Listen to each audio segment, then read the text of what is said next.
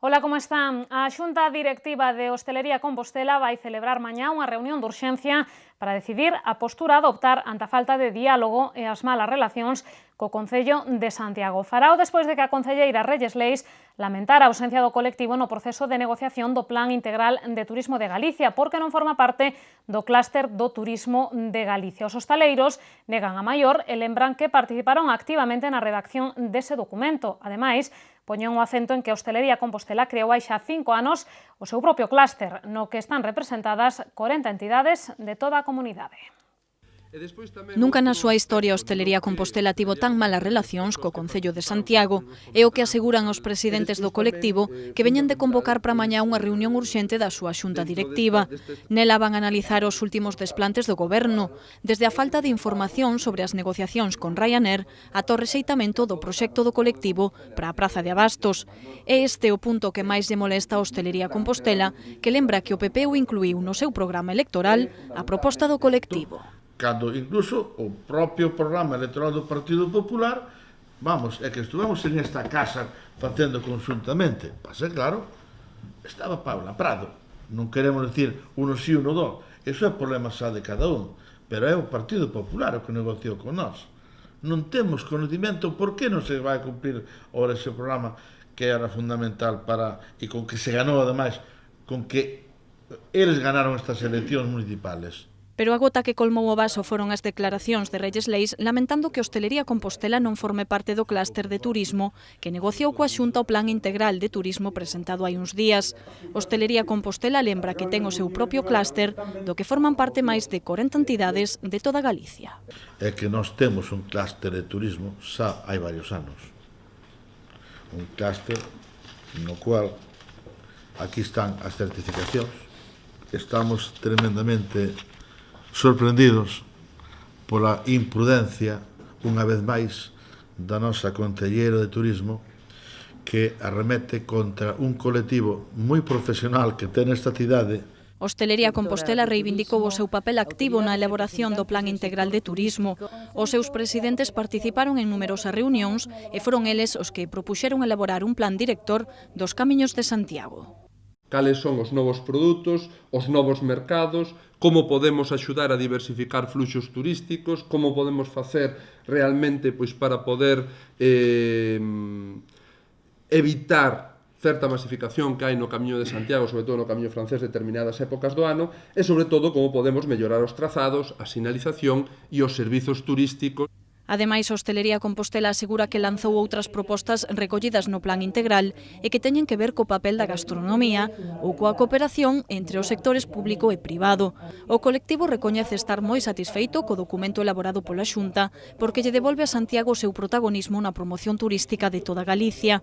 A única pega que o goberno galego rexeitou incluir no plan calquera mención á política aeroportuaria da que advirte a Hostelería Compostela depende o turismo internacional que o documento aspira a incrementar notablemente de cara a 2016. As críticas de Hostelería Compostela tiveron resposta rápida da concelleira de Turismo, que ten unha visión ben distinta da situación. Reyes Leis nega malas relacións co colectivo, asegurando que son moitas as colaboracións que realizan habitualmente entre o Concello e a asociación. Segundo Edil, o diálogo co sector é constante. Se as dan por rotas será que eles non as queren romper. Eu non en ningún momento tive mala relación con eles, nin a teño actualmente. Ainda estuveron outro día firmando un convenio, como sabedes, pola catedral aquí. Pois houve unha cordialidade absoluta.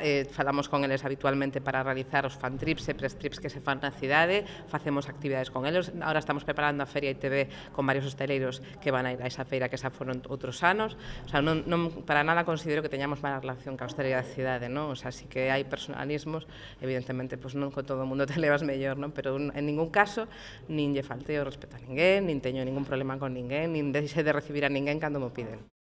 E hoxe tamén se fala da operación Pokémon despois de que a xuíza Pilar de Lara levantara case totalmente o segredo de sumario. Dende o goberno, Reyes Leis amosou a súa satisfacción porque dese xeito coñecerase a verdade do que acontece e do que aconteceu no Concello de Santiago. A tenente da alcalde tamén se referiu aos supostos enchufes na gardería de Salgueiriños para decir que hai prácticas herdadas do anterior goberno que non se poden repetir.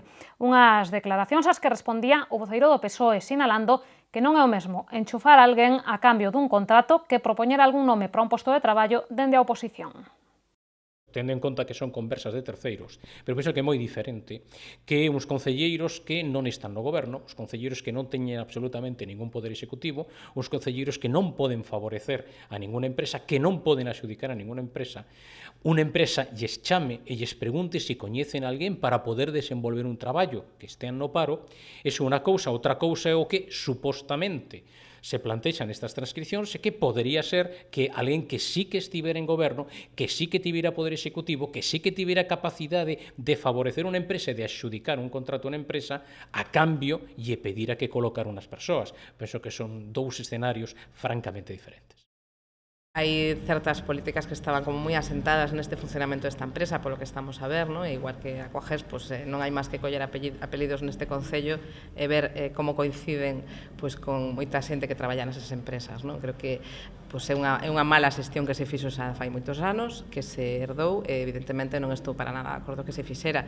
En todo caso, cada un terá que asumir a súa responsabilidade cando a xuiz determine a pena que determine o xuiz.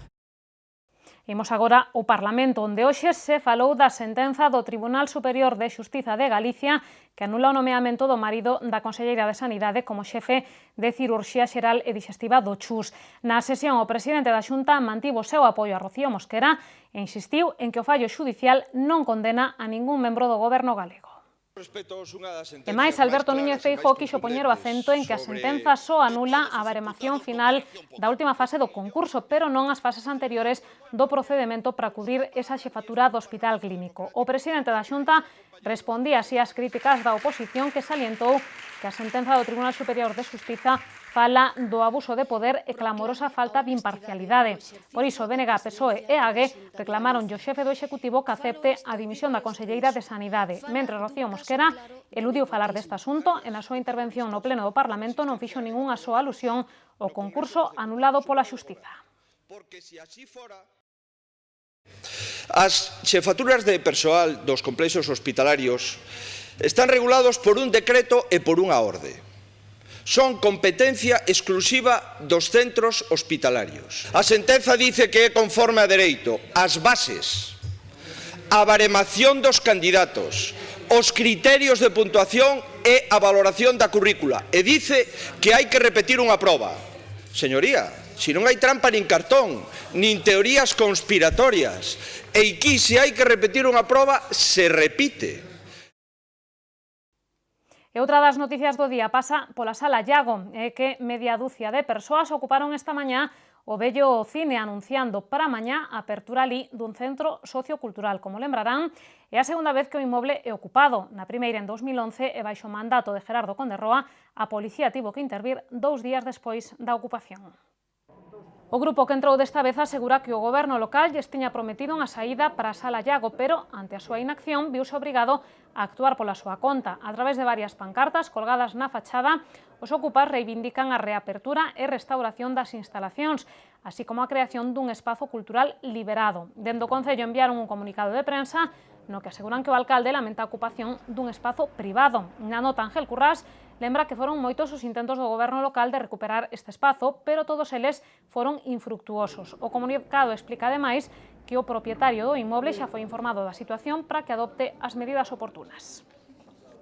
Seguimos en clave cultural para falarlles dunha cita co ciclo Teatro e Danza. Trátase da obra Sede de Mal, que se representará no Principal o xoves e o venres. Trátase do último espectáculo de Xavier Deive e Luis Iglesias, que deixan o drama a un lado para abordar en clave gamberra os pros e os contras da maldade.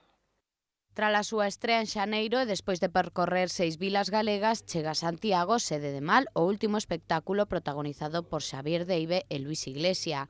Os coñecidos actores deixan a un lado o drama da súa anterior obra para afondar no humor e na maldade a través de monólogos, diálogos e música en directo. A idea é un pouco presentarnos como por ter unha imaxe, como dous telepredicadores destes americanos. No noso caso predicamos a maldade, unha maldade estética, porque dicimos que o ben está ben, pero que o mal non está tan mal, non? É que máis vale o malo coñecido que o peor por coñecer. É un espectáculo moi divertido, moi canalla, no que se trata de pasalo ben, efectivamente, uns rock and rolls e unhas unhas voltas de tuerca a pensar un pouquiño que é verdadeiramente o que está ben e o que está mal e quen son os bons e quen son os malos, porque é mellor que darlle unha volta a todo o que teñamos aprendido ata agora. O espectáculo estará no Principal os xoves e o venres ás 9 da noite. As entradas xa están á venda na billeteira do teatro e nas canles dixitais habituais ao prezo de 10 euros. Lembren que esta obra está incluída no bono de teatro galego mediante o cal se poden adquirir 5 entradas por 35 euros. Nese senso, o director do auditorio amosou a súa satisfacción porque xa se venderon máis de 150 bonos. E a colección Clásicos do Pensamento Universal da Universidade de Santiago vende incorporar 2 novos títulos, a República de Platón e Elementos de Euclides. As obras foron presentadas hoxe nunha rolda de prensa na que o reitor da USC aproveitou para reivindicar que se lexisle atendendo á importancia do pensamento e da reflexión. A Universidade de Santiago e a Fundación BBVA levan 12 anos achegándonos os clásicos do pensamento universal na nosa lingua e agora suma 2 novos títulos á colección, os números 20 e 21. Os elixidos son Elementos de Euclides e a República de Platón, 2 obras fundamentais. Que se trata de 2 obras fundamentais do pensamento universal. Son 2 pesos grandes, pesos maiores, non só polo volumen que teñen ambos os 2 libros, senón tamén pola entidade do seu contido e das figuras das súas autorías. O profesor Xosé Manuel Blanco Ró encargouse da traducción e o prólogo da República de Platón. En canto á obra de Euclides, Celso Rodríguez e Ana Gloria Rodríguez fixeron a traducción e José Luis Gómez asinou o prólogo. Na presentación das obras participou o reitor da USC, que aproveitou para reivindicar unha maior atención ao pensamento e á reflexión por parte de quen lexisla. De falar de pensamento nuns tempos nos que parece que se lexisla esquecendo a importancia do pensamento. Uns tempos nos que parece que estruturalmente axudar a reflexión xa carece de importancia porque non se pode esperar un retorno económico inmediato. Platón e Euclides súmanse así a unha longa lista de autores que xa figuran na colección, como Spinoza, James Madison ou Alexander Hamilton. Facemos aínda unha parada no Museo Pedagóxico de Galicia, que acolle unha campaña auspiciada por Cruz Vermella chamada A guerra non é un xogo. O obxectivo da iniciativa é concienciar a poboación do grave problema que atinxe os nenos soldados e os seus dereitos. A posta en marcha da campaña coincide ca celebración hoxe do Día Internacional contra a utilización dos nenos e nenas soldado. Na mesma xornada na que se conmemora o Día Internacional contra a utilización dos nenos e nenas soldado, Cruz Vermella inaugurou no Museo Pedagóxico de Galicia a campaña A guerra non é un xogo. A iniciativa, que contou co apoio do director xeral de Xuventude Ovidio Rodeiro, pretende visibilizar un problema que lle afecta a 300.000 rapaces de todo o mundo que, directa ou indirectamente, se ven inmersos en conflictos armados. Creemos que es fundamental que se reconozca mejor cuál es la realidad de los niños y las niñas soldados, que a través de la sensibilización y programas nuestros, pequeño granito de arena. El Movimiento Internacional de la Cruz Roja y Media Luna Roja desarrolla una importante labor de asistencia a la infancia que vive en zonas de conflicto. Los niños y niñas que viven en esos países se convierten en muchas ocasiones en testigos y víctimas de atrocidades e incluso los hay que son obligados a formar parte de grupos armados. E que, como explican dende Cruz Vermella, os nenos soldados non son só os que se ven obrigados a utilizar armas, senón tamén os que son utilizados en conflictos armados como espías, mensaxeiros ou cociñeiros.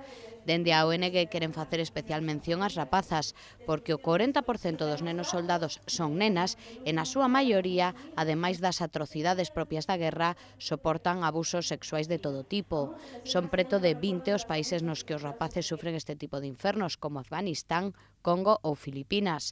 A campaña está composta por unha exposición con figuras a tamaño real de nenos armados, visitas guiadas e charlas de concienciación. A mostra vai percorrer as 4 provincias galegas. Tempo xa para repasar a nosa axenda cultural.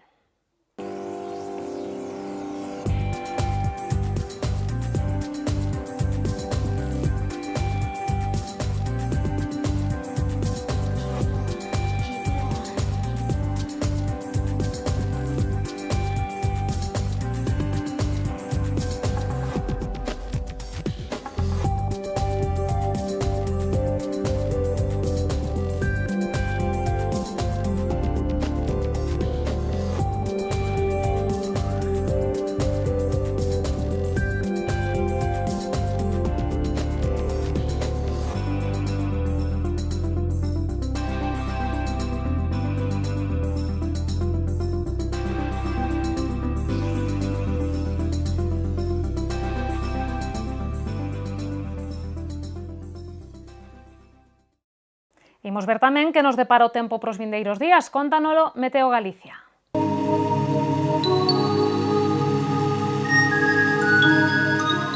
Pedras de Santiago ofrécelle a información do tempo.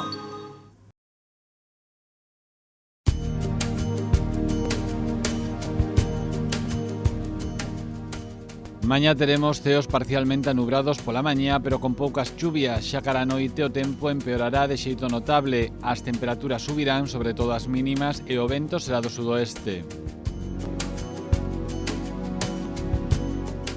No venres, un centro de baixas presións pasará preto de Galicia, deixando un tempo moi desapracible.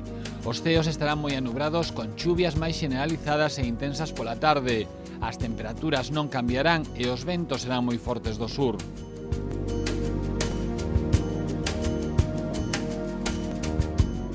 No sábado o ceo estará parcialmente anubrado con chubascos fortes pero intermitentes. A cota de neve situarase entre os 600 e os 800 metros. As temperaturas descenderán de xeito moderado e os ventos serán moderados do oeste.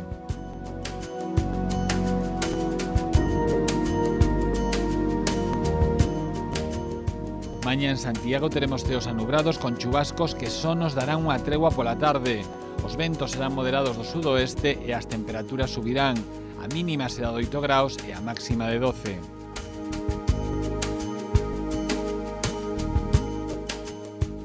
Pero venres agárdanse ceos anubrados con chuvias intensas a partir do mediodía.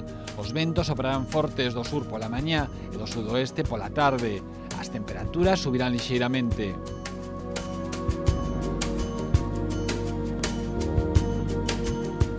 No sábado os ceos estarán anubrados con chubascos, os ventos serán moderados do sudoeste pola mañá e do oeste pola tarde. As temperaturas baixarán, a máxima será de 9 graus e a mínima quedará en 6.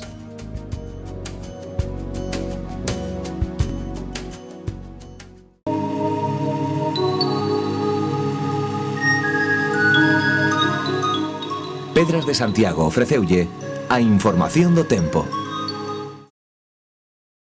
Pois que a información do tempo rematan as novas, non se movan, regresamos nun minuto co preguntoiro.